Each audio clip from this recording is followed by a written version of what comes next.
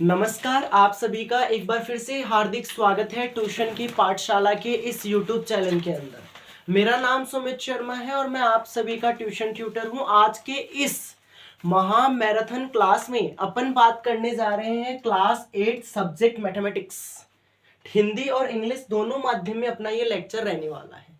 एक बार फिर से आप सभी का हार्दिक स्वागत है महा मैराथन क्लासेस में, जिसमें अपन क्लास 8 की मैथमेटिक्स को जीरो से लेकर एडवांस तक कंप्लीट करने वाले हैं। चैप्टर नंबर 1 से लेकर लास्ट चैप्टर ग्राफ तक कंप्लीट करने वाले हैं। तो चलिए बिना समय बर्बाद करते हुए अपन शुरू करते हैं हमारे चैप्टर नंबर 1 की तरफ, जो कि है रैशनल नंबर, परिमेय संख्या। ठीक है, अपन बात करते हैं आपकी बुक का चैप्टर नंबर 1, जिसका नाम है रैशनल नंबर, हिंदी में कहते हैं परिमेय संख्या। रफ नोटबुक मेरे साथ लेकर बैठिएगा। जो जो चीजें मैं आपको लिखाते हुए चलूं उसे नोट करते हुए चलिएगा। ऐसे तो आपको इसकी पैनल पीडीएफ मिलने वाली है, तो पैनल पीडीएफ से आप अपना रिवीजन इजीली कर सकते हैं। ठीक है, चैप्टर नंबर 1 नाम है रैशनल नंबर। हिंदी में क्या कहते हैं इसे? हिंदी में इसे नाम दिया जाएगा परिमेय संख्या। हिंदी में क्या नाम दिया जाएगा इसे? हिंदी में इसे नाम दिया जाएगा परिमेय संख्या। रैशनल नंबर को हिंदी में परिमेय संख्या बोलेंगे। ठीक है, हिंदी में इसको परिमेय संख्या बोलेंगे। अपन इस चैप्टर का पहले थोड़ा सा बेसिक ले लेते हैं। सबसे पहले अपन बात करते हैं नंबर्स के ऊपर कि नंबर्स क्या क्या होते हैं। तो हम सबसे पहले बात करते हैं संख्या के ऊपर, जिसको इंग्लिश में नंबर्स बोलेंगे। तो बेसिकली आपने काउंटिंग सीख के रखी है, 1 2 3 4 जो गिनती सीख के रखी है, वही आपके क्या होते हैं? नंबर्स होते हैं, संख्याएं होती हैं। ठीक है, जो भी नंबर्स आपने पढ़े हैं 0 1 2 3 4 और ये ऐसे इनफिनाइट तक, अनंत तक जाते जाते हैं। फिर हम बात करते हैं कि हमारे नंबर्स जनरली दो टाइप्स में डिवाइड हो जाते हैं। हमारे नंबर्स जनरली दो टाइप्स में डिवाइड हो जाते हैं। पहला जो हमारा टाइप आता है वो टाइप आता है नेचुरल नंबर्स। ठीक है, नेचुरल नंबर्स, जिसे हिंदी में क्या बोलते हैं? हिंदी में प्राकृत संख्या बोलते हैं। फिर हमारा नंबर्स एक और पार्ट में डिवाइड होता है, जिसको अपन कहते हैं वोल नंबर। हिंदी में बोला जाता है पूर्ण संख्या। ठीक है, नंबर्स को हमने दो भागों में डिवाइड किया। पहला नंबर है हमारा नेचुरल नंबर, जिसे हम कहेंगे प्राकृत संख्या। और फिर हमने नंबर्स को डिवाइड किया एक और कैटेगरी में, जो हमारा है वोल नंबर, जिसे हम बोलेंगे पूर्ण संख्या। तो ऐसे नंबर्स जो 1 से स्टार्ट होंगे और इनफिनाइट तक जाएंगे वो नेचुरल नंबर्स होते हैं। ऐसे नंबर्स जो कहां से शुरू होते हैं? 1 से शुरू होते हैं, 1 से शुरू होते हैं। नेचुरल नंबर्स तो वह होते हैं जो 1 से शुरू होते हैं, जबकि वोल नंबर्स वह होते हैं जो 0 से शुरू होते हैं, जो 0 से शुरू होते हैं। जो आपके नेचुरल नंबर्स हैं ये ऐसे चलेंगे 1 2 3 4 5 hash on hash to infinite. और आपका जो वोल नंबर है ये चलेगा 0 1 2 3 hash on hash infinite. Sorry, तो आप पढ़ रहे हैं नंबर्स के बारे में। नंबर्स को हमने दो भागों में क्लासिफाई किया, एक हमारा नेचुरल नंबर है, एक हमारा वोल नंबर है। कोई आपसे पूछे कि स्मॉलेस्ट नेचुरल नंबर कौन सा है, सबसे छोटी प्राकृत संख्या कौन सी है, तो आपका जवाब आएगा 1। स्मॉलेस्ट नेचुरल नंबर, सबसे छोटी प्राकृत संख्या, जिसका जवाब आप क्या देंगे? जिसका जवाब आप देंगे 1, कि सबसे छोटी प्राकृत संख्या 1 है। जबकि मैं बात करूं स्मॉलेस्ट वोल नंबर की, कि सबसे छोटा पूर्ण संख्या कौन सी है, सबसे छोटी पूर्ण संख्या कौन सी है, तो आप बोलेंगे 0। तो फिर आप क्या बोलेंगे? 0। ठीक है, अब अपन नंबर्स को और आगे क्लासिफाई करते हुए चलते हैं, इनके वर्गीकरण करते हुए चलते हैं। आपने पूर्णांक का नाम सुना होगा, जिसको इंग्लिश में इंटीजर्स कहते हैं। पूर्णांक को इंग्लिश में क्या कहते हैं? इंटीजर्स कहते हैं। ठीक है, तो अब पूर्णांक के बारे में जानकारी प्राप्त करते हैं अपन। देखिए, जनरली जो हमारे इंटीजर्स होते हैं ये पॉजिटिव हो सकते हैं, नेगेटिव हो सकते हैं और जीरो हो सकते हैं। पूर्णांक धनात्मक हो सकता है, ऋणात्मक हो सकता है, वह शून्य हो सकता है। तो मैं कहूंगा कि जो आपके इंटीजर्स होते हैं ये नेगेटिव,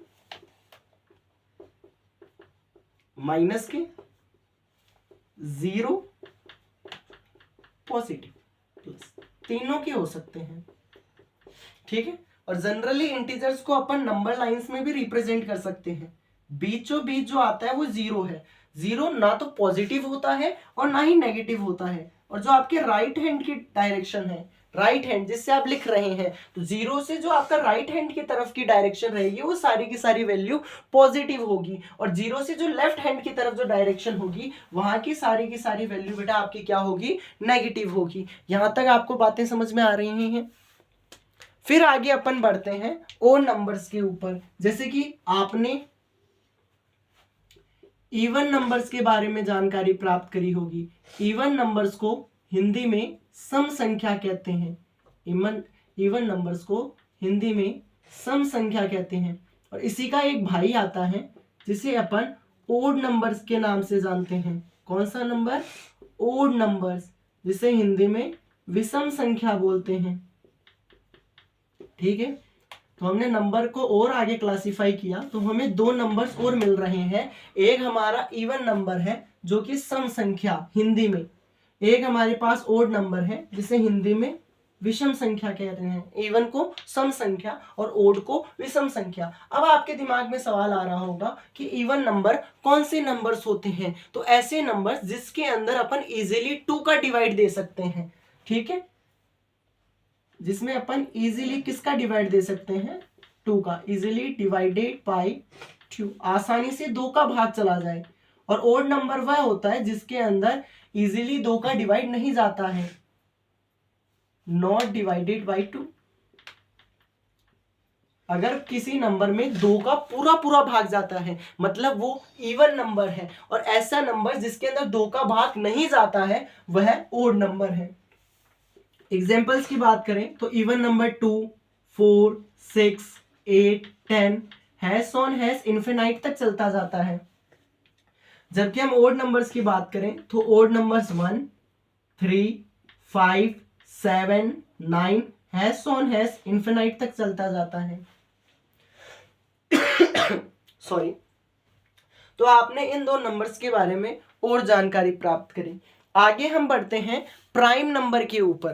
प्राइम नंबर को हिंदी में अभाज्य संख्या कहते हैं। प्राइम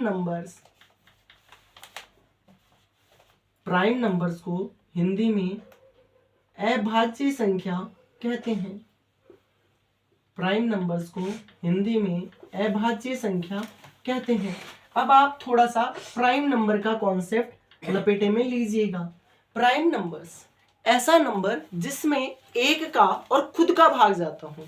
एक ऐसा नंबर जिसमें एक का और खुद का भाग जाता है वो होता है आपका प्राइम नंबर, अभाज्य संख्या।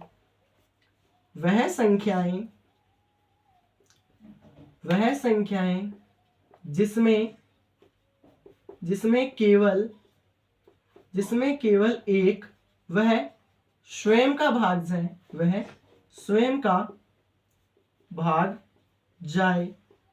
उसे प्राइम नंबर्स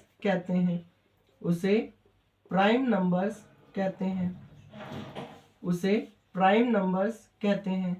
ऐसे नंबर जिसमें एक का और खुद का भाग जाता हो वो प्राइम नंबर होता है।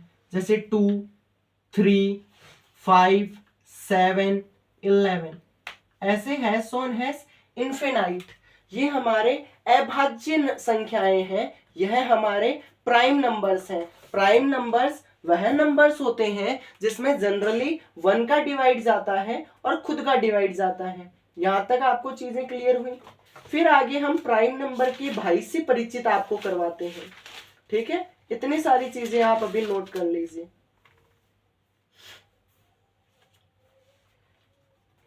प्राइम नंबर के बाद में हमारे पास एक नंबर आता है, वो है कंपोस्ट नंबर, अभाज्य संख्याएं।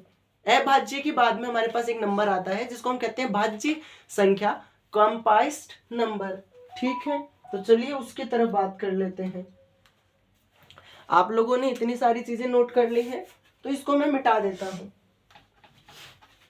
ठीक है, आगे अपन बढ़ते हैं भाज्य संख्या के ऊपर। ठीक है, अगली हेडिंग लगाइए आप,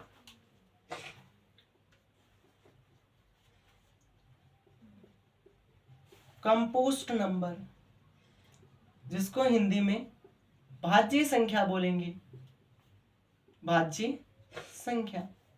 इसका कॉन्सेप्ट और लपेटे में लीजिएगा।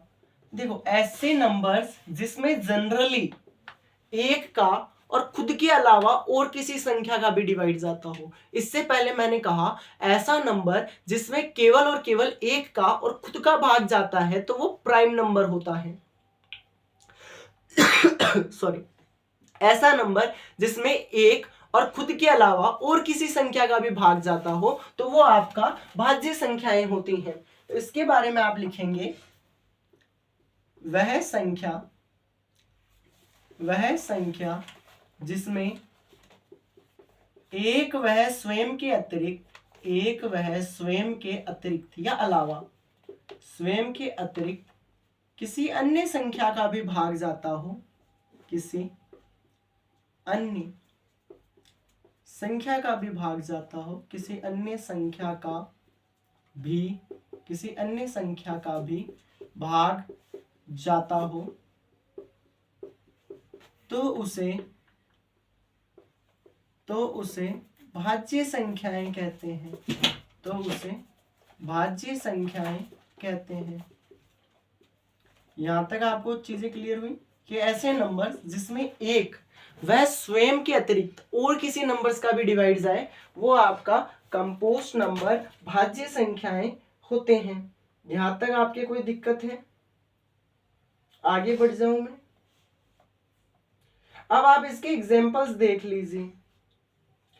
जैसे कि हमारे पास जो कंपोस्ट नंबर है ये 4 से स्टार्ट होंगे, क्योंकि 4 में 1 का भी डिवाइड जाएगा, 2 का भी जाएगा और 4 का भी जाएगा। ठीक है ना, खुद का तो जा ही रहा है, 1 का भी जा रहा है, उसके अलावा एक और नंबर का जा रहा है, वो कौन है? 2, 4, 6, 9, पहले 8 लिख लेना, 4, 6, 8, 9, 12, 15, ऐसे करते करते हैश ऑन हैश। भाज्य संख्याएं वह संख्याएं होती हैं जिसमें एक वह स्वयं के अतिरिक्त किसी अन्य संख्या का भी भाग जाता है। ठीक है, तो आपको यहां तक चीजें क्लियर हुई। आपने कंपोस्ट नंबर के बारे में भी पढ़ा। आगे आपको मैं लेकर चलता हूं आपके चैप्टर के तरफ, जिसका नाम क्या है? जिसका नाम है रेशनल नंबर। हमारे चैप्टर का नाम यही तो है, रेशनल नंबर। अब अपन हमारे मुद्दे पर आते हैं कि रेशनल नंबर क्या होते हैं, परिमेय संख्याएं क्या होती हैं। तो हेडिंग लगाइएगा, रेशनल नंबर, परिमेय संख्या। तो देखो, ऐसी संख्या जिसे अपन P/Q के रूप में लिख सकते हैं, या साधारण भाषा में ऐसे नंबर्स जिसको हम फ्रैक्शन के फॉर्मेट में लिख सकते हैं, भिन्न के रूप में लिख सकते हैं, वह संख्याएं आपकी परिमेय संख्याएं होती हैं। ठीक है, तो लिखिएगा, ऐसी संख्या जिसे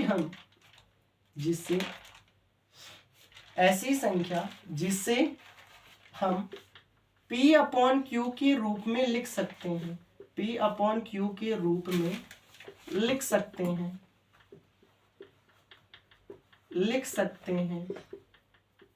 और जहां Q का मान कभी भी 0 नहीं होगा, Q का मान 0 ना हो, तो उसे परिमेय संख्या कहते हैं। Those number which can easily represent in the form of P/Q, where P and Q are integers and q not equal than 0, then we say that the number is rational number। एक ऐसी संख्या जिसे हम p upon q के रूप में लिख सकते हैं, या ऐसा नंबर जिसे हम फ्रैक्शन के फॉर्मेट में लिख सकते हैं, और जहां पर q की वैल्यू कभी भी क्या नहीं आएगी, 0 नहीं आएगी, तो हम उसे रैशनल नंबर, परिमेय संख्या बोलेंगे। जैसे इसके एग्जांपल्स की बात करूं मैं तो 1/2, 1/4, 3/4, ठीक है, 7/4, फिर आगे आप चलेंगे और आगे बढ़ते जाएंगे 22/7, ऐसे करते हुए ये चलते जाते हैं ETC आदि। तो आपने आपके चैप्टर का पहला कॉन्सेप्ट पढ़ा रैशनल नंबर, जिसे हम किस नाम से जान रहे हैं, परिमेय संख्या के नाम से जान रहे हैं। और परिमेय संख्याएं ऐसी संख्याएं होती हैं जिनको अपन जनरली फ्रैक्शन के फॉर्मेट में भिन्न के रूप में लिख सकते हैं। यहां तक आपको बातें समझ में आई। और जितनी भी परिमेय संख्याएं होती हैं उनको अपन जोड़ भी सकते हैं, घटा भी सकते हैं, गुणा भी कर सकते हैं और भाग भी कर सकते हैं। जितने भी हमारे पास रैशनल नंबर्स आएंगे उनको जनरली हम जोड़ भी सकते हैं, घटा भी सकते हैं, गुणा भी कर सकते हैं और भाग भी कर सकते हैं। यहां तक चीजें आपको समझ में आ रही है। अब मैं आपको कुछ प्रॉपर्टीज लिखाते हुए चलता हूं जहां से एग्जामिनर क्वेश्चन पूछता है, ठीक है। तो पहले आप इसको नोट कर लीजिए, इसकी एक अलग ही स्लाइड बन जाएगी। फिर नोट वाला मामला हो गया आपका, ठीक है। यहां तक आपकी एक स्लाइड आ जाएगी, फिर उसके बाद में प्रॉपर्टीज वाली सारी एक ही स्लाइड में आ जाएंगी। तो आप जब क्लास के बाद में अपनी पीपीटी देखेंगे तो उसके अंदर आपको हर चीज क्लियर हो जाएंगी। तो देखो मैं आपको सबसे पहले प्रॉपर्टी लिखाता हूं, वो आपकी रहेगी कम्युनिकेटिव प्रॉपर्टी, ठीक है। सबसे पहले अपन जो प्रॉपर्टी लिखेंगे, जो हमारे पास प्रॉपर्टी है, वो हमारे पास सबसे पहली प्रॉपर्टी आएगी communicative property. Communicative property, communicative property Hindi में इसे क्या कहते हैं, हिंदी में इसे कहते हैं बेटा, कम्युनिकेटिव प्रॉपर्टी को हिंदी में कहेंगे अपन क्रम विम्यता, क्रम विम्यता, ठीक है। कम्युनिकेटिव प्रॉपर्टी मीन्स क्रम विम्यता, कम्युनिकेटिव प्रॉपर्टी मीन्स क्रम विम्यता, ठीक है। अब एक चीज आप याद रखना, जो आपकी कम्युनिकेटिव प्रॉपर्टी है बेटा, ये आपकी हमेशा एडिशन में लगेगी और मल्टीप्लाई में लगेगी। जो कम्युनिकेटिव प्रॉपर्टी है इसकी शर्त है, इसकी कुछ कंडीशंस हैं। कंडीशन क्या है? पहली कंडीशन कि ये केवल और केवल जोड़ने के मामले में लगती है, एडिशन। और दूसरी कंडीशन क्या है कि ये मल्टीप्लाई के फॉर्मेट में लगती है। ये केवल और केवल दो में ही लागू होगी, एक तो जोड़ने के समय और एक मल्टीप्लाई करने के समय। डिवाइड करते समय और सब्ट्रैक्शन करते समय कम्युनिकेटिव प्रॉपर्टी क्रम विम्यता उपयोग में नहीं आती है। बात आपको यहां तक समझ में आ रही है? फिर मैं इस प्रॉपर्टी को थोड़ा और ज्यादा एक्सप्लेन करूं तो मैं कह सकता हूं, माना अपन सपोज करते हैं कि माना ए और बी दो परिमेय संख्या है, ए और बी दो परिमेय संख्या है। मैंने मान लिया कि ए और बी क्या है, दो रैशनल नंबर है। Suppose A and B are two rational number. English medium वाले तो एडजस्ट कर ही लोगे कि suppose A and B are two rational number. अब मुझे कोई भी दो रैशनल नंबर दे दे, मैंने यहाँ पर कल्पना के लिए माना कि ए और बी एक रैशनल नंबर है। अब मुझे इसको जोड़ना है। पहला प्रॉपर्टी इसमें क्या लगाऊंगा, जोड़ने के समय, एडिशन। तो आपके पास चॉइस ये है कि आप ए में बी जोड़ सकते हो, नहीं तो बी में ए जोड़ सकते हो। कहने का तात्पर्य क्या है मेरा, वो आपको एग्जाम्पल से समझ में आएगी चीजें, ठीक है। मैं ये कह रहा हूं कि आप ए में बी जोड़ सकते हो, नहीं तो बी में ए जोड़ सकते हो। एक एग्जाम्पल से समझते हैं, ज्यादा कॉन्सेप्ट क्लियर हो जाएंगे। जैसे मैं इसका एक एग्जाम्पल ले लेता हूं। मैंने आपको इसका एक एग्जाम्पल दिया कि हमारे पास दो रैशनल नंबर 1/4 प्लस 1/7 है, ठीक है। हमारे पास जनरली दो रैशनल नंबर्स हैं, परिमेय संख्या है, हमें इनको जोड़ना है। तो आप एक चॉइस तो ये कहोगे कि आपकी पहली कंडीशन तो क्या आएगी, आप बोलोगे मैं एक काम करता हूं, डायरेक्ट ही जोड़ देता हूं 1/4 में 1/7, तो एलसीएम आ जाएगा 28, 7 प्लस 4, तो ये कितना आएगा 11/28। एक चॉइस तो आपकी ये है। नहीं तो आप ऐसे बोलोगे कि 1/4 में मैं पहले 1/7 जोड़ रहा था, अब मैं करता हूँ 1/7 में 1/4 जोड़ देता हूँ। कुछ ही नहीं किया, इनका इंटरचेंज कर लिया। अब इंटरचेंज करने से फर्क तो कुछ पड़ा नहीं, आंसर तो सेम ही आना है।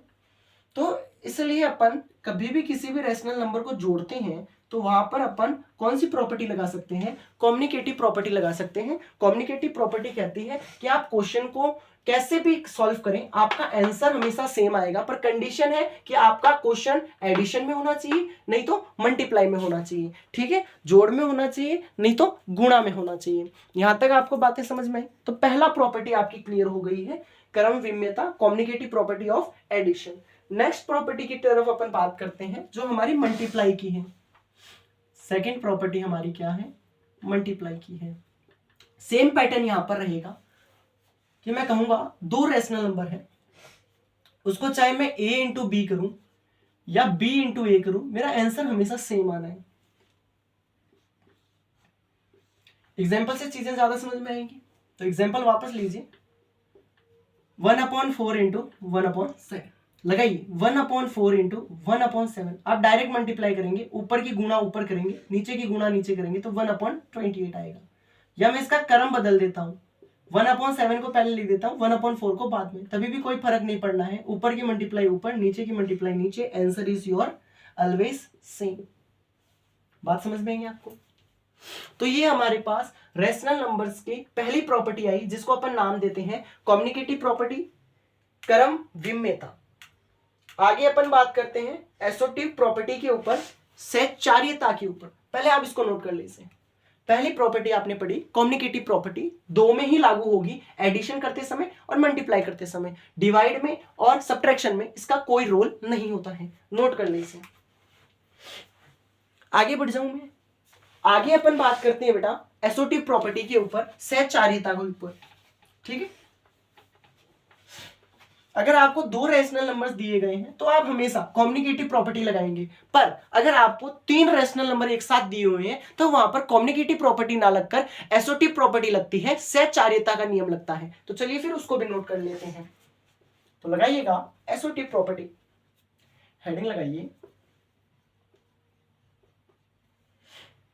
एसोटिव प्रॉपर्टी। और अब की बार ब्लूप्रिंट के अकॉर्डिंग प्रॉपर्टी के क्वेश्चन पूछे जा रहे हैं तो आपको प्रॉपर्टी भी याद करनी पड़ेगी, तो इन सारी चीजों को आप लिखते हुए चलेंगे। एसोटिव प्रॉपर्टी को हिंदी में क्या कहते हैं, हिंदी में सहचार्यता कहते हैं, सहचार्यता। प्रॉपर्टी को गुण लिख देता हूं, सहचार्यता गुण, ठीक है। एसोटिव प्रॉपर्टी मीन्स सहचार्यता। ये भी, इसकी भी सेम शर्त है। इसकी शर्तें क्या क्या हैं? इसकी पहली शर्त ये है कि मैं एडिशन में लगती हूं और मल्टीप्लाई में लगती हूं। ये कहेगा कि मैं एडिशन में लग जाऊंगा और मल्टीप्लाई में लग जाऊंगा। अगर आपने मुझे सब्ट्रैक्शन और डिवाइड में लगाया तो आपका आंसर कभी भी बराबर नहीं आएगा। बात समझ में आई कि जो आपकी एसोटिव प्रॉपर्टी है, सहचार्यता का गुण है, ये केवल और केवल एडिशन और मल्टीप्लाई में लगता है, जोड़ने और गुणा करने में लगता है, भाग करने में और घटाने में इसका कोई रोल नहीं है। बात समझ में आई आपको? तो यहां पर भी मैं वही कर लेता हूं, माना ए बी तथा सी तीन परिमेय संख्या है, माना ए बी तथा सी तीन परिमेय संख्या है। Suppose A B and C are three rational numbers. तो ये मैं पहली प्रॉपर्टी लगाता हूं एडिशन के ऊपर। तो अब आपके दिमाग में सवाल आया कि मेरे पास तीन रेशनल नंबर है तो इसको जोड़ने की मेरे पास कुछ कंडीशंस हैं। मैं एक काम करता हूं, पहले b में c जोड़ देता हूं और जो आंसर आएगा उसमें a जोड़ूंगा, नहीं तो पहले मैं a में b जोड़ देता हूं और जो आंसर आएगा उसमें c जोड़ दूंगा। ऐसे चॉइस होती है ना आपके पास,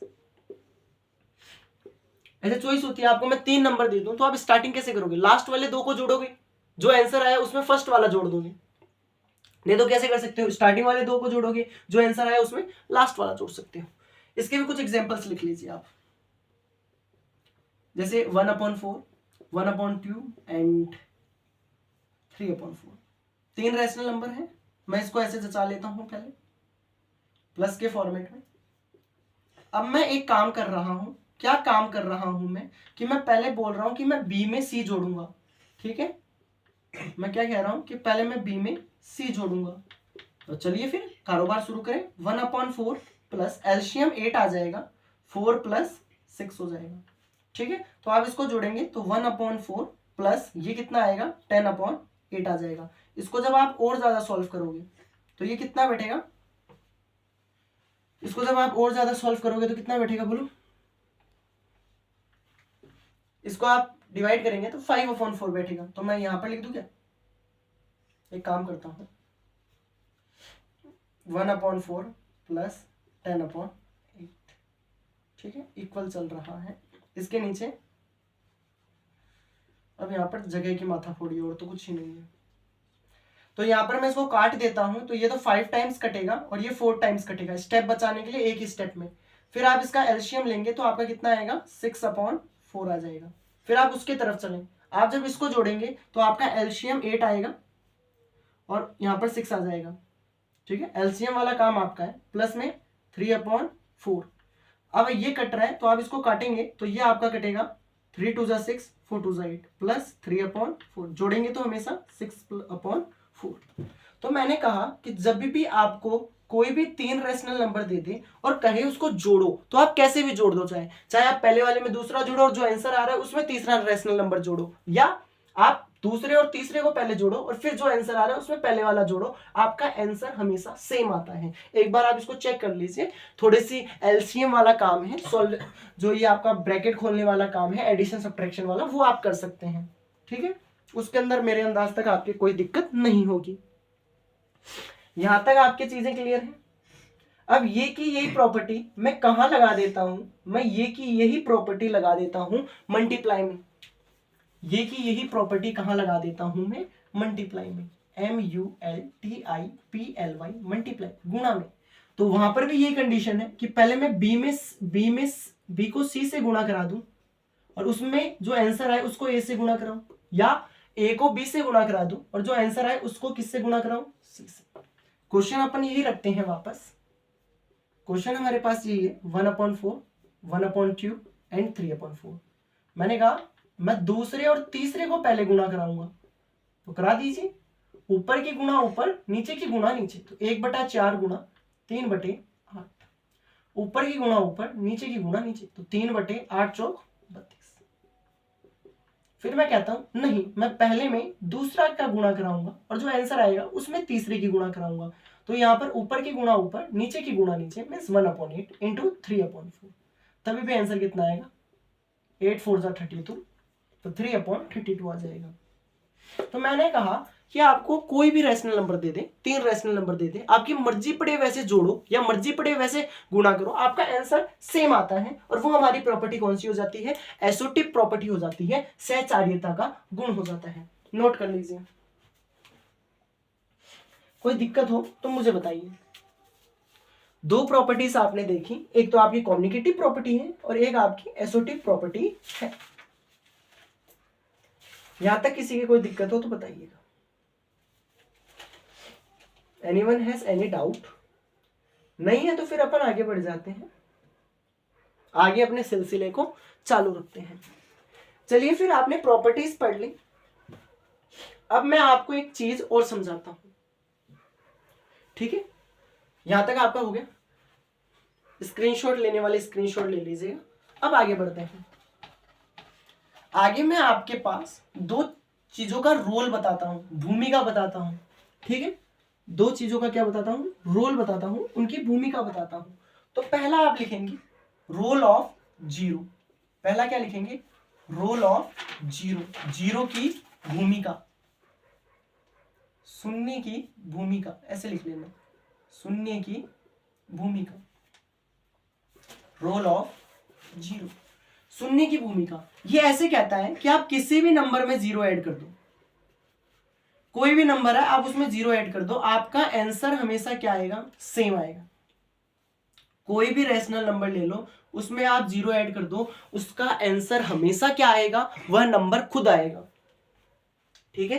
किसी भी नंबर में आप अगर 0 ऐड करेंगे तो वो का वही नंबर आएगा, ठीक है। यहां तक किसी की कोई दिक्कत है? इसको एडिटिव आइडेंटिटी कहते हैं इंग्लिश में। ये आपकी कौन सी आइडेंटिटी है, ये आपकी एडिटिव आइडेंटिटी है, एडिटिव आइडेंटिटी है, हिंदी में योजक तत्समक, योजक तत्समक, ठीक है, योजक तत्समक। यहां तक किसी की कोई दिक्कत हो तो बताइएगा। योजक तत्समक, ठीक है। दूसरी बात करता हूं मैं, role of one. Role of one, एक की भूमिका।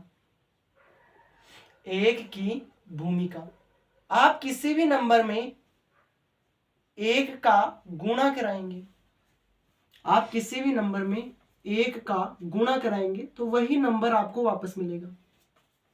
ध्यान रखना, उसके अंदर मैं बोल रहा था कि आप एक को, कोई भी नंबर है उसके अंदर जीरो ऐड करोगे वो का वही नंबर आएगा। यहां पर मैं कह रहा हूं कि आप कोई भी नंबर ले लो, उसको एक से मल्टीप्लाई करा दो वही नंबर आएगा। इसे, इस प्रॉपर्टी को अपन नाम देते हैं बेटा मल्टीप्लिकेटिव आइडेंटिटी। इसका जो आपका नाम है वो क्या है, मल्टीप्लिकेटिव आइडेंटिटी। मल्टीप्लिकेटिव आइडेंटिटी, गुणात्मक तत्समक, ठीक है, गुणात्मक तत्समक। हिंदी में भी लिख देता हूं और इंग्लिश में भी लिख देता हूं, ठीक है। तो ये आपकी दो जनों की भूमिका है। एक तो जीरो की, जीरो कहेगा मेरे को किसी में भी जोड़ दो, मैं एज इट इज वो का वही नंबर दूंगा। फिर वन क्या कहेगा कि मेरे को किसी भी नंबर में मल्टीप्लाई करा दो, मैं वो का वही नंबर आपको दूंगा, ठीक है। बात यहां तक आपकी क्लियर हो गई? किसी बच्चे के कोई डाउट हो तो बता दीजिएगा। नहीं है? किसी की कोई भी दिक्कत नहीं है? एक आपके पास आता है डिस्ट्रीब्यूटिंग प्रॉपर्टी। क्या आता है? Distributing property. उसके बारे में और बात कर लेते हैं। डिस्ट्रीब्यूटिंग प्रॉपर्टी, एक आपके पास आएगा distributing property. Distributing property, distributing property, Hindi में इसे क्या कहेंगे? हिंदी में इसे कहेंगे वितरकता का गुण। वितरकता का, ये आपको प्रॉपर्टी नाम सुनी हुई नहीं लग रही होगी, पर जब मैं इसका एक आपको एग्जांपल बताऊंगा तो आप इसको जान जाएंगे। आपने अक्सर ब्रैकेट खोले हैं तो वहां पर आप एक प्रॉपर्टी लगाते हो, वो डिस्ट्रीब्यूटिव प्रॉपर्टी ही होती है। जैसे कि मैं बात करूं, आपको कोई नंबर दे दिया ऐसे, आपको अक्सर ऐसे क्वेश्चंस दिए जाते हैं जिसमें आप ए ब्रैकेट में बी प्लस सी लिखा हुआ होता है, तो आप क्या करते हैं, ए को पहले बी से मल्टीप्लाई कराते हैं तो ए बी आ जाता है, फिर यहाँ पर प्लस का साइन है तो प्लस आ जाता है, और ए को फिर सी से मल्टीप्लाई कराते हैं तो ए सी आ जाता है। याद आया कुछ? तो ये आपकी डिस्ट्रीब्यूटिंग प्रॉपर्टी है। जरूरी नहीं ये प्लस में हो, अंदर वाले माइनस में भी हो सकते हैं, तो उससे कोई फर्क नहीं पड़ेगा, साइन माइनस का आ जाएगा, ए बी माइनस ए सी। वापस ए कॉमन ले लोगे तो वापस वो का वही तुम्हें मिल जाएगा। तो किसी बच्चे की कोई दिक्कत हो तो बताइएगा। Anyone has any doubt? ठीक है, यहां तक आपका पहला चैप्टर है, डिस्ट्रीब्यूटिंग प्रॉपर्टी तक आपका चैप्टर है। यहां तक आपने चीजें सारी की सारी सीख ली हैं, यहां तक आपका कोई भी कॉन्सेप्ट छूटा नहीं है, ठीक है। यहां तक आपका कोई भी कॉन्सेप्ट छूटा नहीं है, ठीक है। आगे अपन दो तीन चीजें एक्स्ट्रा हैं जो मैं करवा देता हूं, जो मुझे लगती है एग्जाम में आ सकती हैं, चाहे आरबीएसई बोर्ड से उसको हटा दिया गया हो, पर अपना क्या जाता है, एक बार रिवीजन कर ही लेते हैं। चाहे आप नोट्स लिखते समय इसको एक्स्ट्रा में इंक्लूड कर लेना, उससे कोई दिक्कत नहीं है। आपने पढ़ा था एक, इंग्लिश में उसको कहते हैं योजक प्रतिलोम, एडिटिव इनवर्स। योजक प्रतिलोम इंग्लिश में बोलते हैं एडिटिव इनवर्स। एडिटिव इनवर्स, इसका एक छोटा सा कॉन्सेप्ट है, उस कॉन्सेप्ट को लपेटे में ले लीजिए, इसका कोई भी क्वेश्चन आपका गलत नहीं होगा। योजक प्रतिलोम एडिटिव इनवर्स का सीधा साधा कॉन्सेप्ट है कि इसके अंदर साइन चेंज हो जाते हैं, चेंज इन साइन, चिन्ह परिवर्तन हो जाता है। चिन्ह परिवर्तन कैसे? अगर कोई नंबर प्लस में दिया गया है तो वो माइनस में चला जाएगा, और अगर कोई नंबर माइनस में दिया गया है तो वो किस में आ जाएगा? प्लस में। ऐसी चीजें हमें कहां देखने को मिलती हैं? एडिटिव इनवर्स में देखने को मिलती है, जहां पर कोई भी नंबर हमें पॉजिटिव दिया हुआ है तो वो नेगेटिव बन जाता है, और नेगेटिव दिया हुआ नंबर पॉजिटिव बन जाता है। जैसे मैं एग्जांपल की बात करूं, 1/2 दिया गया, कोई आपसे पूछे 1/2 का एडिटिव इनवर्स होगा, योजक प्रतिलोम होगा, कोई आपसे पूछे 1/2 का एडिटिव इनवर्स होगा, और ऐसा ही क्वेश्चन एक और पूछे कि -1/2 का एडिटिव इनवर्स होगा, तो आपको मेरी एक का बात याद रखनी है कि एडिटिव इनवर्स में जनरली साइन चेंज हो जाता है। 1/2 यहां पर प्लस का है तो इसका एडिटिव इनवर्स करेंगे तो माइनस का 1/2 बन जाएगा, और ये माइनस का 1/2 है, इसका एडिटिव इनवर्स करेंगे तो प्लस का 1/2 बन जाएगा। जनरली साइन चेंज हो जाते हैं और कुछ भी फर्क नहीं होता है। यहां तक चीजें आपको समझ में। आगे इसी में अपन लिखेंगे गुणात्मक प्रतिलोम, इसी में अपन आगे लिखेंगे गुणात्मक प्रतिलोम, जिसको इंग्लिश में क्या बोलते हैं, इंग्लिश में बोलते हैं मल्टीप्लिकेटिव इनवर्स, मल्टीप्लिकेटिव इनवर्स। ठीक है, अब देखो इसमें जनरली क्या होता है, इसमें साइन में कोई चेंज नहीं होगा, साइन चेंज नहीं करना है इसमें। इसमें आपको जो आपका न्यूमरेटर है, इसके अंदर जो आपका न्यूमरेटर है जिसको आप अंश बोलते हैं, उसको आपको डिनोमिनेटर बनाना है। न्यूमरेटर को तो क्या बनाना है, डिनोमिनेटर, अंश को क्या बनाना है, हर, और डिनोमिनेटर को क्या बनाना है, डिनोमिनेटर, हर को क्या बनाना है, न्यूमरेटर बनाना है। ठीक है, जनरली मल्टीप्लिकेटिव इनवर्स में गुणात्मक प्रतिलोम में यही होता है कि आपका जो न्यूमरेटर है वो डिनोमिनेटर बन जाता है और डिनोमिनेटर न्यूमरेटर बन जाता है। कहने का तात्पर्य ये है कि मैं आपको कह दूं 1/2 का आप मेरे को मल्टीप्लिकेटिव इनवर्स करके दिखाएं, गुणात्मक प्रतिलोम करके दिखाएं, तो आप इसमें क्या बोलेंगे, आप इसमें बोलेंगे कि मल्टीप्लिकेटिव इनवर्स हो रहा है, गुणात्मक प्रतिलोम हो रहा है, तो सीधी सी बात है साइन मुझे चेंज नहीं करना है, मुझे इनकी पोजीशन चेंज करनी है।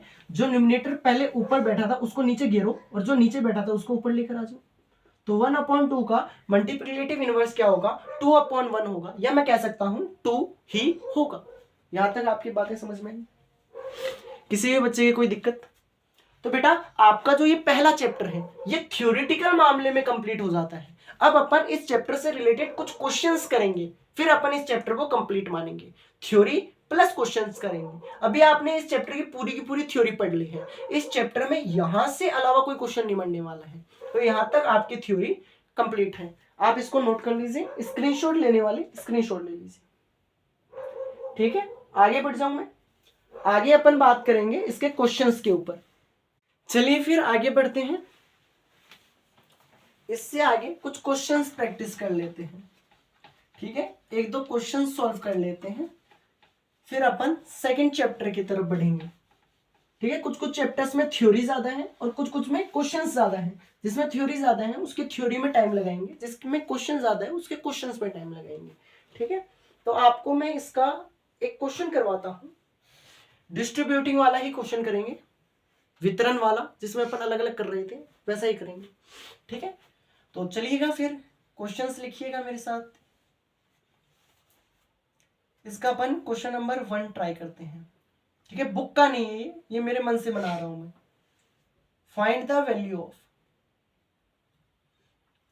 फाइंड द वैल्यू ऑफ, मान ज्ञात करना है आपको। जनरली किसकी वैल्यू फाइंड आउट करनी है वो बता देता हूं। 7/5,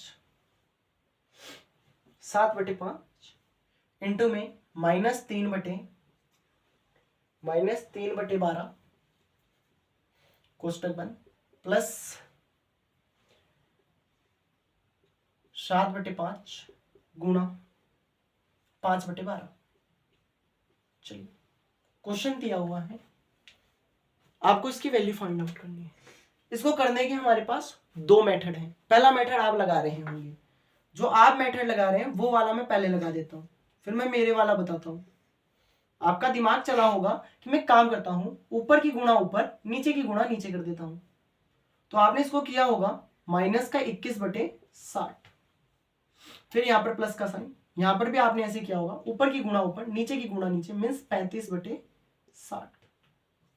ठीक है, फिर आपने कहा अच्छा इन दोनों का डिनोमिनेटर बराबर आ गया, मतलब मैं डायरेक्ट एलसीएम ले सकता हूं।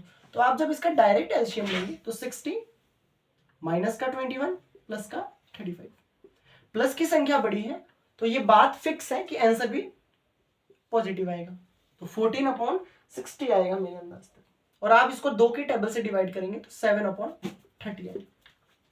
बोलो, आपने ऐसे ही किया होगा मेरे अंदाज तक, ऊपर की मल्टीप्लाई ऊपर की होगी, नीचे की मल्टीप्लाई नीचे की होगी, फिर आपने ऐड किया होगा और फिर इसको सॉल्व कर लिया होगा। पर मैं कहूं मेरे पास एक और मेथड है, मैं कहूं कि मेरे पास एक और मेथड है। मैंने एक शब्द का प्रयोग लिया था, डिस्ट्रीब्यूटिंग प्रॉपर्टी से सॉल्व करूंगा, ठीक है ना, वितरणता के गुण से करूंगा। तो ध्यान से आप इसे एक बार इस क्वेश्चन को देखिए, आपको कुछ यहां पर कॉमन दिख रहा होगा, 7/5, 7/5 दिखा कॉमन, कॉमन ले लीजिए। पहले मैं इस क्वेश्चन को दोबारा से लिख देता हूं। क्वेश्चन ये है अपने पास,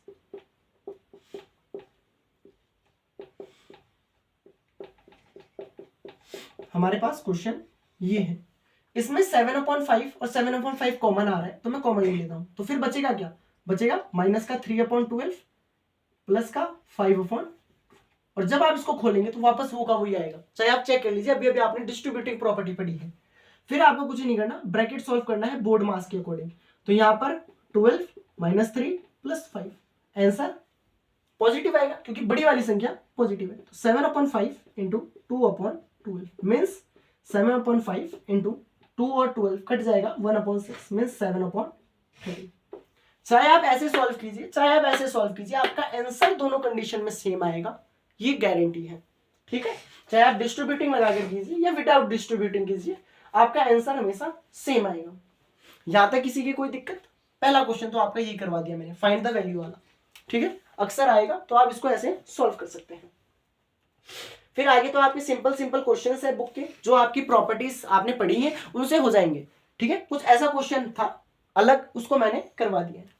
चलिए फिर अब अपन बढ़ते हैं चैप्टर नंबर 2 की तरफ। चैप्टर नंबर 1 आपका कंप्लीट हो चुका है, आगे अपन बात करते हैं चैप्टर नंबर 2 की तरफ, लीनियर इक्वेशन इन 1 वेरिएबल्स, एक चर वाले रेखिक समीकरण के ऊपर। इसको नोट कर लीजिए। चलिए फिर आगे बढ़ते हैं, चैप्टर नंबर 2 की तरफ आ जाते हैं। अब अपन कहां आ जाते हैं, चैप्टर नंबर 2 की तरफ आ जाते हैं। Chapter number 2, linear equation in 1 variable, linear equation in 1 variable, linear equation in 1 variable, Hindi में इसे क्या कहेंगे, एक चर वाले रेखिक समीकरण, एक चर वाले रेखिक समीकरण। अब हमारे पास इसके जो बेसिक थ्योरीज हैं वो बहुत कम है, डायरेक्ट अपन इसके क्वेश्चंस पर भी हमला कर सकते हैं, ठीक है। चैप्टर का नाम आपके पास है एक चर वाले रेखिक समीकरण, लीनियर इक्वेशन इन 1 वेरिएबल। देखिए लीनियर इक्वेशन इन 1 वेरिएबल, सबसे पहले अपन 1 वेरिएबल का मतलब समझते हैं। सबसे पहले मैं आपको मतलब समझाता हूं किसका, 1 वेरिएबल का। 1 वेरिएबल को हिंदी में एक चर बोलते हैं। यहां पर जो आपका वेरिएबल है, जो चर है, वो इंग्लिश का वैल्यू करेगा, इंग्लिश की वैल्यू से संबंध रखेगा, जैसे x, y, z, a, b, c, hash on hash, कुछ भी इंग्लिश का कोई भी लेटर वो आपके लिए क्या होगा, वेरिएबल होगा, चर होगा। इंग्लिश का कोई भी लेटर आपके लिए क्या होगा, वेरिएबल होगा। और यहां पर एक आप कांस्टेंट भी देखेंगे, यहां पर आप एक कांस्टेंट भी देखेंगे। कांस्टेंट को हिंदी में क्या कहते हैं, नियतांक कहते हैं मेरे अंदाज से। कांस्टेंट को हिंदी में क्या कहते हैं, नियतांक कहते हैं, जिसकी वैल्यू फिक्स होती है। तो जनरली जो आपके मैथ्स वाले होंगे सारे, जैसे 1 2 3 4, वो सारे के सारे क्या होंगे बेटा, कांस्टेंट होंगे, 1 2 3 हैश ऑन हैश इनफिनाइट। तो आपने कॉन्सेप्ट समझा। लीनियर इक्वेशन इन 1 वेरिएबल में हमने सबसे पहले बात करी कि 1 वेरिएबल क्या होता है, एक चर क्या होता है, जैसे x y z a b c, इनमें से एक ही आएगा, पावर में नहीं आएगा, x² y² ऐसा नहीं आता है, क्योंकि 1 वेरिएबल बोल रहा है तो 1 के ऊपर ही बात करेगा, ठीक है। फिर आगे अपन बात करें कांस्टेंट क्या होते हैं, जिनकी वैल्यू फिक्स होती है, ठीक है। इक्वेशन के बारे में तो आपको पता है, इक्वेशन मींस समीकरण, समीकरण आपको बनानी आती है। इक्वेशन के मामले में तो कोई लॉजिक ही नहीं है मेरे अंदाज तक, इक्वेशन तो सबको आती है बनानी। जैसे इक्वेशन मैं आपके सामने लिख कर दूं, मैं आपको वो समीकरण लिख कर दूं, तो वो समीकरण क्या क्या हो सकती हैं, ध्यान से देखिएगा। समीकरण हो सकती है कि x + 2 = 3, 5 plus Y equal 7, 6 plus Z equal 10।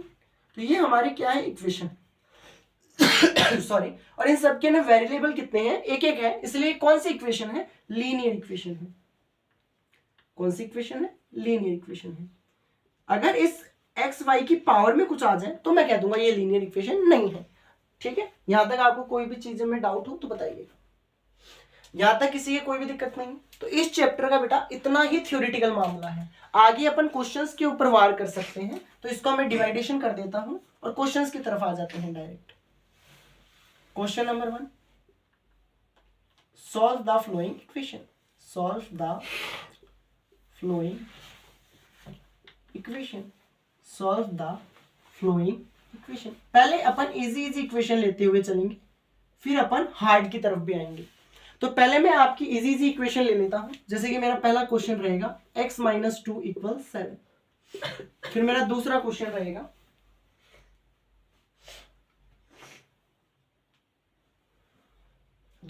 रहेगा y प्लस 3 इक्वल 10। तीसरा क्वेश्चन मेरा रहेगा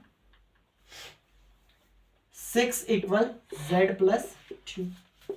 डी क्वेश्चन रहेगा मेरा 3/7 प्लस x इक्वल 17/7। ठीक, 3 क्वेश्चन मैंने इजी दिए हैं, एक वाला थोड़ा सा फ्रैक्शन फॉर्मेट में दिया है। आपको जनरली इक्वेशन में जो आपके वेरिएबल्स हैं, चर हैं, उनकी वैल्यू निकालनी होती है। अब ध्यान से देखना, यहां पर मुझे x की वैल्यू चाहिए 7, यहां पर पहले से ये माइनस का 2 जब यहां पर जाएगा तो प्लस का हो जाएगा। ये चीज याद रखना, माइनस का साइन जब इक्वल के साइन के उस तरफ जाता है तो पॉजिटिव हो जाता है, पॉजिटिव वाला नेगेटिव हो जाता है। तो x इक्वल 7 प्लस 2, तो x की वैल्यू कितनी आ जाएगी बेटा, 9 आ जाएगी। यहां पर y प्लस 3 है, 3 को वहां पर भेजूंगा तो माइनस में हो जाएगा, तो y equal 10 minus 3 means y equal 7। ठीक है, यहां पर देखिए 6 इक्वल z प्लस 2, तो z इक्वल 6 माइनस 2, ये प्लस का था वहां जाएगा तो माइनस का, तो z इक्वल 4। ये क्वेश्चन तो मेरे अंदाज तक इजी थे, इसमें तो कोई डाउट नहीं है, डायरेक्ट प्लस वाले को माइनस में भेजा है। यहां पर देखिए आप 3/7 प्लस x इक्वल 17/7, यहां पर भी कुछ नहीं करना, x को यहां पर रखना है 17/7 एज इट इज, ये प्लस का है वहां जाएगा तो माइनस का, 3/7 x equal 7 LCM 17 minus 3 equal 14/7। LCM लेना तो आता होगा, ठीक है, डायरेक्ट अपन सॉल्व कर सकते हैं। कोई डाउट हो तो बता दीजिए, कोई डाउट हो तो बता दीजिएगा। ये इजी क्वेश्चंस हैं तो आपसे बन जाएंगे। स्क्रीनशॉट लेने वाले स्क्रीनशॉट ले लीजिए, उतारने वाले उतार सकते हैं। आगे बढ़ते हैं, ठीक है। डी हो गया, इसमें जनरली एक ही टाइप का क्वेश्चन बनता है। अगर मैं आरबीएससी के न्यू पैटर्न के ऊपर चलूं तो पुराने पैटर्न पर तो बहुत सारे क्वेश्चंस बन रहे थे अलग अलग टाइप्स के, पर नए पैटर्न में ऐसा ही क्वेश्चन बनता है, तो अपन ऐसे ही क्वेश्चंस की ज्यादा से ज्यादा प्रैक्टिस करेंगे, ठीक है। तो अब आप लगाइए ई नंबर, अब आप लगाइए ई नंबर 6x इक्वल 2। फिर एक आप यहां पर ही f लगाइए, मैं क्वेश्चन लिखते हुए चलता हूं, आप सॉल्व करते हुए चलिए। t/5 इक्वल 10, पहले इजी करेंगे फिर हार्ड करेंगे। फिर 6 लगाइए, 2x/3 इक्वल 18। फिर एक और लगाइए, h आएगा आपकी बार 1/6 इक्वल y/1.5। फिर यहां पर i लगाइए, i आपके पास है 7x माइनस 9 इक्वल 16। j आपके पास है 14y minus 8 equal 13। i j k आपके पास है x/3 प्लस 1 इक्वल 7/15। ये लीजिए, कुछ क्वेश्चंस मैंने आपको लिख कर दिए हैं, आपको इन क्वेश्चंस को सॉल्व करने की कोशिश करनी है, ठीक है। लाइट में कोई इश्यू है तो मैं इसकी लाइट कम कर दूंगा, ठीक है। अब आपको दिख रहा होगा, ठीक, अब आपको दिख रहा होगा। आगे बढ़ जाऊं, फिर मैं पहले क्वेश्चन की तरफ बात करते हैं। 6x इक्वल 12, ये x के मल्टीप्लाई में है, तो मल्टीप्लाई वाला जब इक्वल के साइन के इस तरफ जाता है तो डिवाइड में बन जाता है। अगर यहां पर कोई चीज मल्टीप्लाई में है तो इक्वल के साइन के उस तरफ जाएगी तो किस में आ जाएगी, डिवाइड में, ठीक है। पहला क्वेश्चन समझ में आया। 6x इक्वल 12 में 6x था, x के पास जो 6 था वो मल्टीप्लाई में था, यहां पर भेजूंगा तो डिवाइड में आ जाएगा। 12/6 6 के टेबल से कट जाएगा, मींस 2 आ जाएगा। नेक्स्ट देखिए t अपॉन 5 इक्वल 10।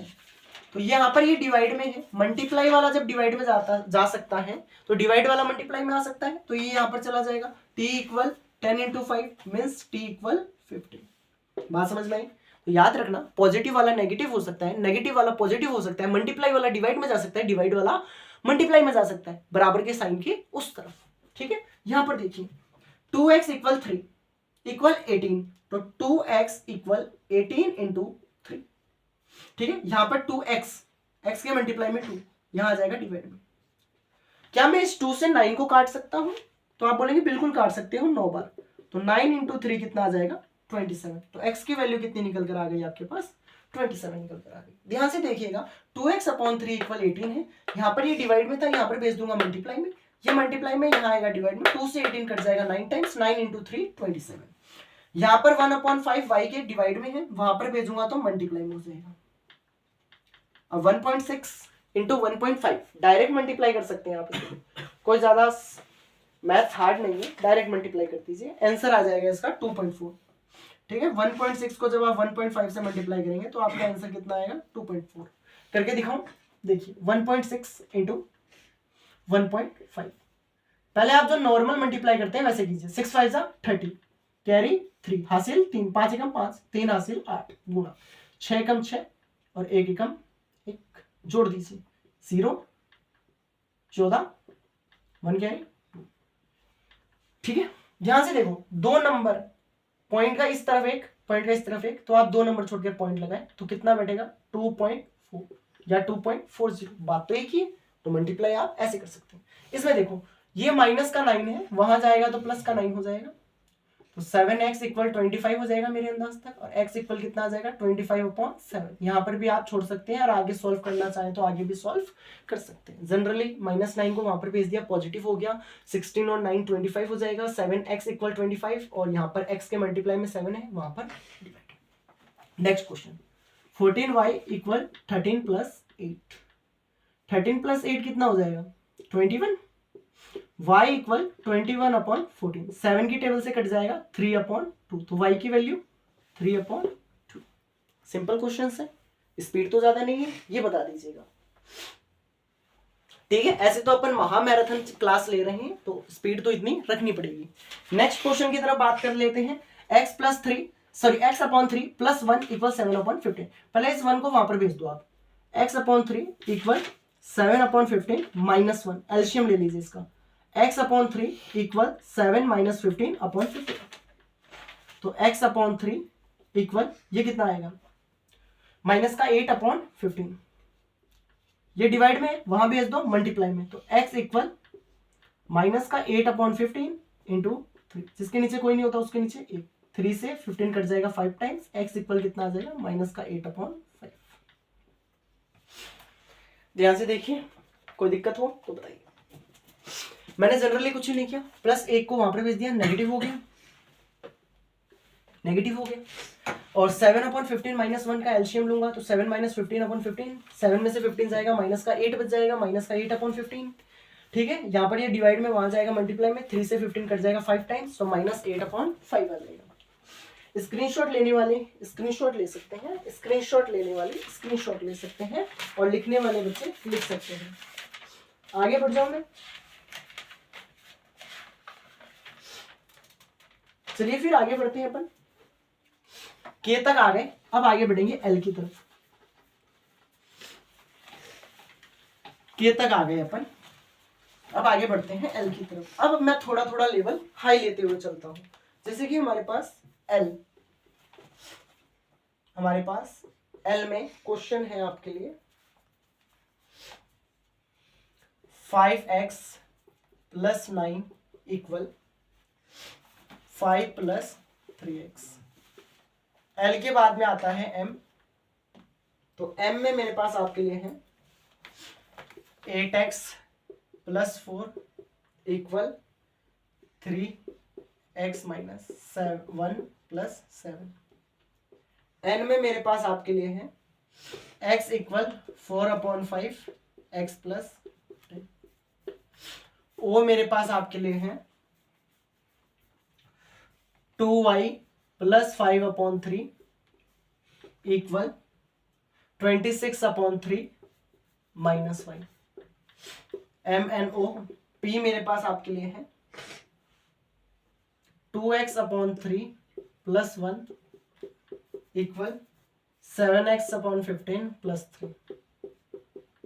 ठीक है, क्वेश्चन नोट कीजिए आराम से, फिर इनके सॉल्यूशंस देखते हैं एक एक करके। ठीक है, क्वेश्चंस नोट कर लीजिए ध्यान से, फिर अपन इनके सॉल्यूशन देखते हैं। पहले क्वेश्चन की तरफ बढ़ जाऊं मैं।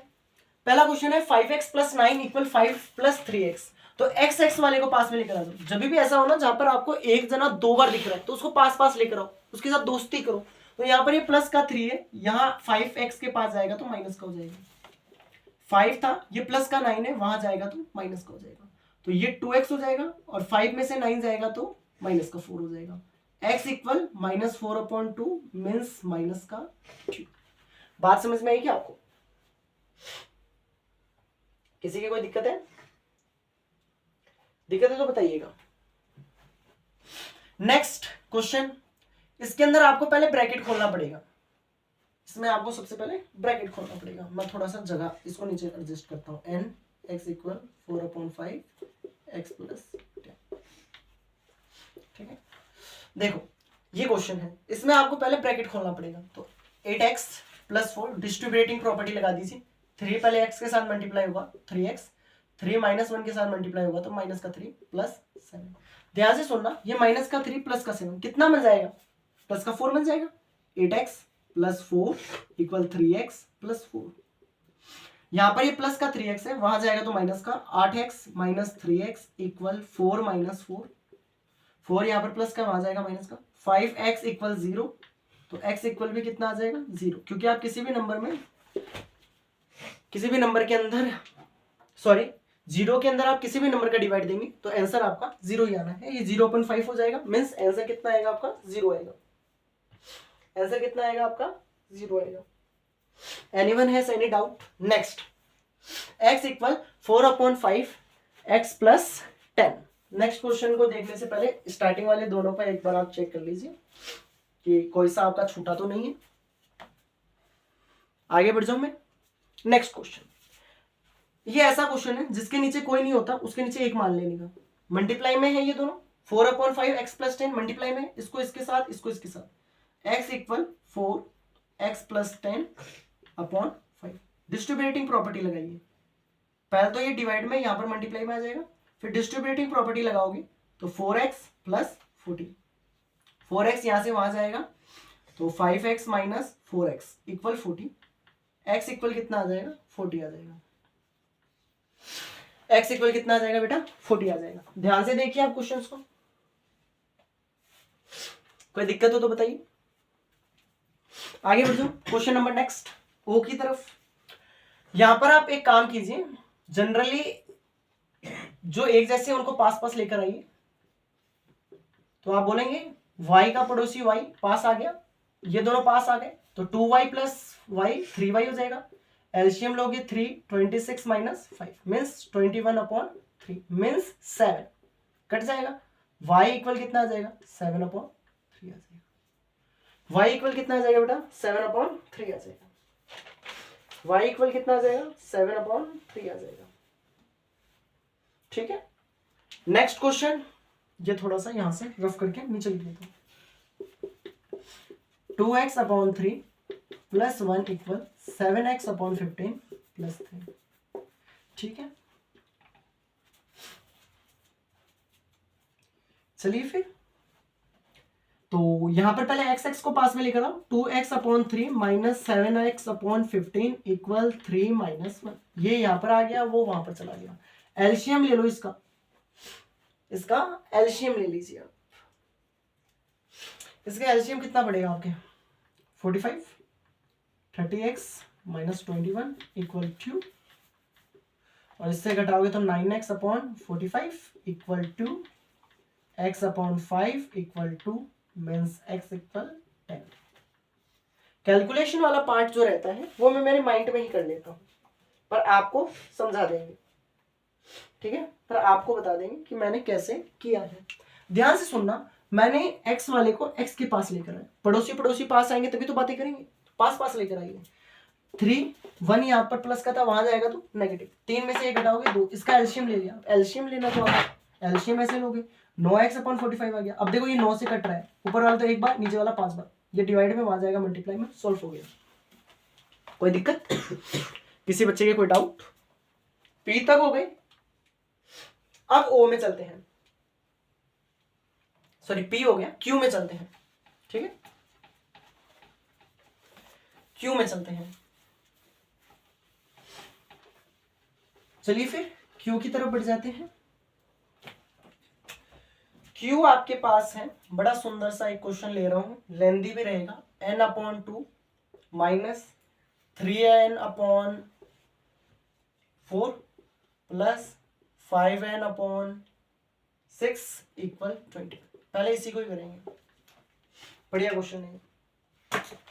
चलिए फिर शुरू करें खेल मौत का। सबसे पहले आप लीजिए इसका एलसीएम, कितना आएगा इसका एलसीएम बताइए।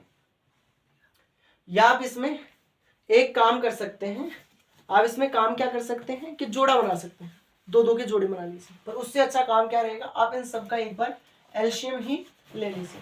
तो आप इनका एलसीएम लेंगे तो ये कितना बैठेगा आपके आसपास में, बताइए कितना बैठेगा। एलसीएम लीजिए ऐसे, 2 4 6 2 1 2 3 2 1 1 3 3 2 6 6 2 12। एलसीएम कितना बैठ गया 12, बराबर में कितना चल रहा है 20। तो यह आपका हो जाएगा 6n माइनस का 9n प्लस का 10n। मैंने कुछ भी नहीं किया, मैंने पहले एलसीएम ले लिया। एलसीएम कैसे लिया वो मैंने आपको बताया, फिर मैंने कुछ भी नहीं किया। ये आपको काम आता है कि आपने इसको इससे डिवाइड दिया होगा, जो आपका भागफल आया होगा उसको आपने ऊपर वाले से मल्टीप्लाई किया होगा। तो 4 में 12 पर डिवाइड दोगे 3 आएगा, 3 को 3 से मल्टीप्लाई करते हैं 9, और n ऐसे कैसा। 6 में 12 पर भाग दोगे तो 2 बार जाएगा, और 5n को 2 से मल्टीप्लाई करोगे 10n आ जाएगा। ठीक है, अब आप इसको ऐसे कैसे लिखें, 6n minus 9n plus 10n equal 21 into 21 12 यहाँ पर पार्सल कर दीजिए। यहाँ तक किसी बच्चे की कोई दिक्कत हो तो बताइए। अब आप मेरी बात एक चीज ध्यान से सुनिए, BODMAS MAS, तो बोर्ड मास लगाएंगे तो आप जब 9 में से 10 घटाएंगे तो आपका प्लस का n बचेगा, इक्वल 21 को 12 से मल्टीप्लाई करते हैं आपका आंसर आएगा 252। मल्टीप्लाई करके देख लेना, 21 इंटू 12, 6n प्लस n कितना हो जाएगा 7n इक्वल 252। तो n इक्वल कितना हो जाएगा 252/7। 7 से डिवाइड दे दीजिए, जाता है तब तो ठीक है, नहीं जाता है तो आप छोड़ दीजिएगा, पर ये चला जाएगा 36 टाइम। n की वैल्यू कितनी आ गई 36 आ गई। क्वेश्चन को एक बार नोट कर लीजिए, n/2 minus 3n/4 plus 5n/6 equal 21 को मैंने सॉल्व किया। पहले एलसीएम लेकर, पहले सिंपल सा एलसीएम लिया है, फिर एलसीएम लेने के बाद में मैंने कैलकुलेशन की है। ठीक है, इतने तो आपको आती होगी। ठीक है, और नहीं आया तो फिर कमेंट सेक्शन में लिख देना, दोबारा से बता देंगे, कोई दिक्कत नहीं है।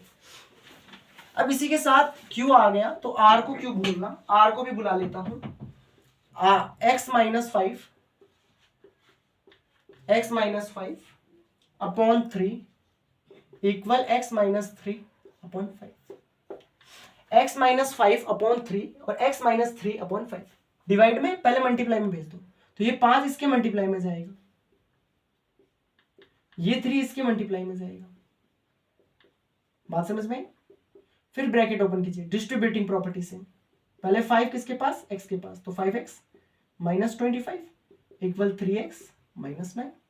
x पड़ोसी भाई हैं, लेकर आइए, माइनस का 9 प्लस का 25, 2x इक्वल, इसमें बताइए क्या करोगे, माइनस का 9 में 25। ठीक है, तो घटेगा, ऑब्वियसली बात है घटेगा, तो ये कितना आएगा 16। x बराबर 16/2 मीन्स x बराबर 8। मैं एक बार चेक कर लेता हूं आंसर तो सही आ रहा है क्या, बिल्कुल सही आ रहा है, x की वैल्यू 8 ही आएगी। अब एक बार इसको चेक कर लीजिए आराम से, कुछ ही नहीं किया, पहले मैंने इसको इसके साथ मल्टीप्लाई करवाया है, क्रॉस मल्टीप्लाई, तिरछा गुणा, फिर मैंने ब्रैकेट ओपन किया है, x को x के पास लेकर आया हूं और बाकी का सिंपल सा कैलकुलेशन किया है। ठीक है, सिंपल कैलकुलेशन तो मैं आपके भरोसे छोड़ सकता हूं। चलिए फिर आगे बढ़ जाते हैं, सिलसिला आगे शुरू करते हैं। आपने इसके कहां तक देख लिए, आर तक देख चुके हैं आप। अब आगे अपन एस देखेंगे, ठीक है, आर तक आपने देख लिया, अब आगे अपन एस देखेंगे, ठीक है। आर तक हो गया आपका, एस देखेंगे। इसको रफ कर देता हूं मैं, एस वाले पार्ट पर आ जाइए आप।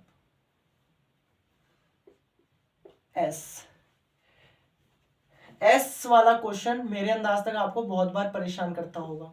m-1 upon 2 equal 1 minus m-2 upon, मेरे अंदाज तक ये क्वेश्चन आपको बहुत बार परेशान कर रहा होगा, ठीक है।